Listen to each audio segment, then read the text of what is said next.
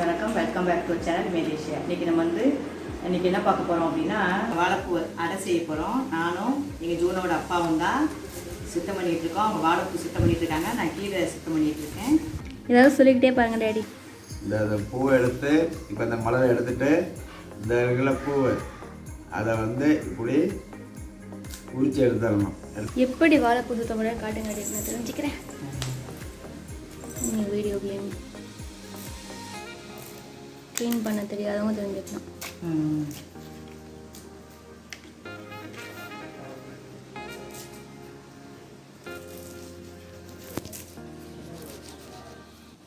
சொல்லிட்டு செய்யுங்க டேடி.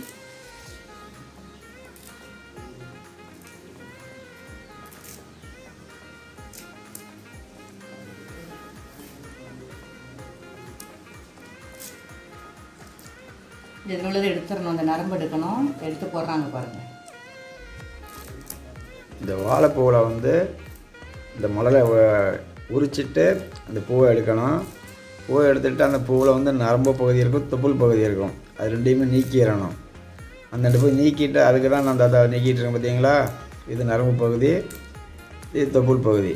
இது ரெண்டு எடுத்துகிட்டு அதுக்கப்புறம் எல்லாத்தையும் அது மாதிரி சுத்தம் பண்ணி மோரில் போட்டு அப்புறம் அதை மோரில் போட்டு கட் பண்ணி மோரில் போடணும். கட் பண்ணி மோரில் போட்டு கொஞ்சம் நேரம் ஊற வச்சு அதுக்கு பிறகு நீங்கள் இந்த அடையை சேர்த்துக்கலாம்.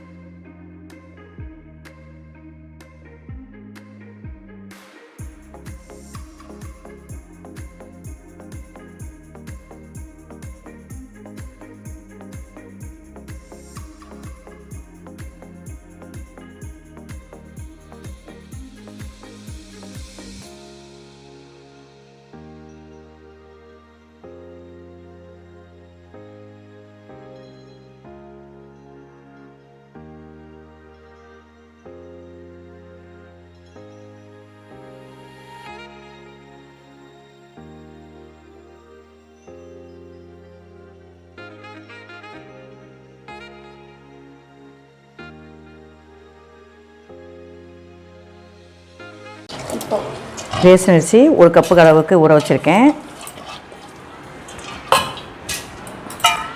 இதில் அரை கப்புக்கு ஊற வச்சுருக்கேன். இந்த ஊர்னோனையும் ஃபுல்லாக இருக்குது, ஒரு கப் அளவுக்கு வந்துருச்சு. 2 ஸ்பூன் அளவுக்கு துவரம்பருப்பு ஊற வச்சுருக்கேன், அதையும் சேர்த்துக்கலாம். 1 ஸ்பூன் அளவுக்கு வெள்ளை உருட்டு உளுந்து நான் ஊற வச்சுருக்கேன், இதையும் சேர்த்துக்கலாம். 7 வரமிளகாய் அரிசி கழுவி ஊற வைக்கும் போதே நானும் இதை தண்ணியில் போட்டு ஊற வச்சுட்டேன், அதையும் சேர்த்துக்கலாம். ஒரு 4 பூண்டு பல் சேர்த்துக்கலாம். இஞ்சி, இதை நம்ம அரைச்சிட்டு வந்துடலாம்.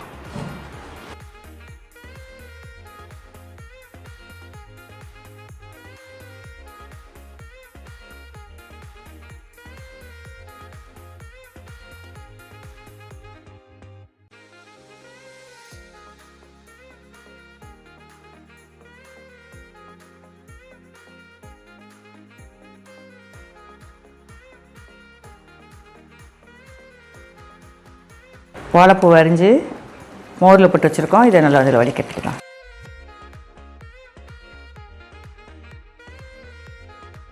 அடுப்பு ஆன் பண்ணிக்கலாம். கொஞ்சம் ஆயில் விட்டுக்கலாம்.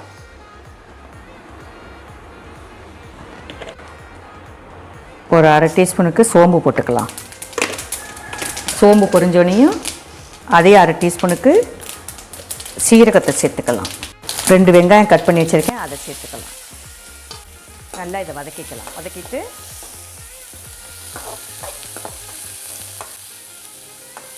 வெங்காயத்தை நல்லா நைஸாக கட் பண்ணிக்கணும்.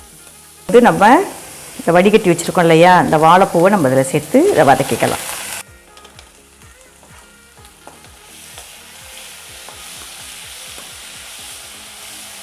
ஒரு 3/4 பாதம் வதங்கினா போதும். மாவோடு அரைச்சி வச்சுருக்கோம் இல்லையா, அந்த மாவில் கலந்துக்கிறது தான் இது. பச்சையாக சேர்க்காம மிக்சிலையும் போட்டு அரைக்காமல் இப்படி எண்ணெயில் போட்டு வதக்கி ஒரு 1/4 டீஸ்பூன் அளவுக்கு மஞ்சத்தூள் சேர்த்துருக்கேன். இப்போ லைட்டாக அடுப்பை சிம்மில் வச்சுட்டு இந்த முருங்கைக்கீரையை சேர்த்துக்கலாம்.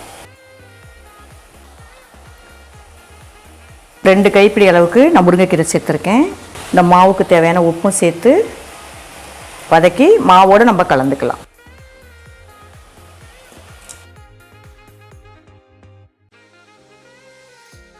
இந்த மெத்தடில் நம்ம வாழைப்பூ அடை செஞ்சு சாப்பிடும்போது நல்ல டேஸ்ட்டாக இருக்கும்.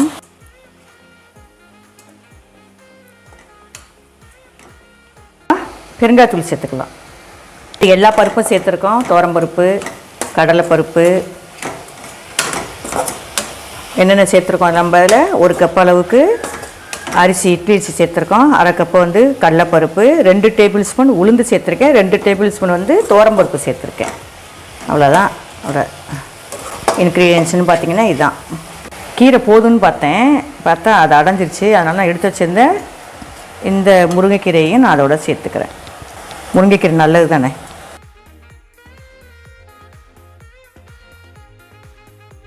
இந்த ஸ்டேஜில் நம்ம இதை மாவோட கலந்துக்கலாம்.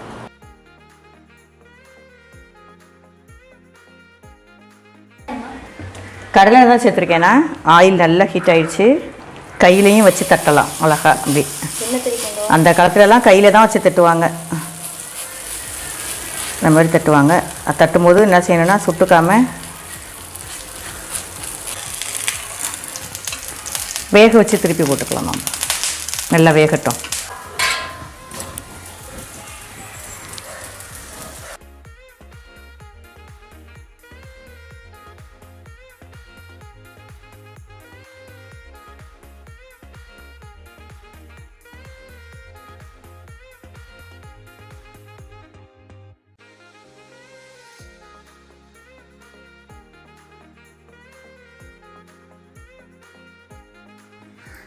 ஜென்ஸுங்க வீட்டில் ஃப்ரீயாக இருந்தீங்கன்னாக்கா இந்த மாதிரி சமயத்தில் இந்த கொரோனா டயத்துலலாம் வீட்டில் தான் இருப்பீங்க.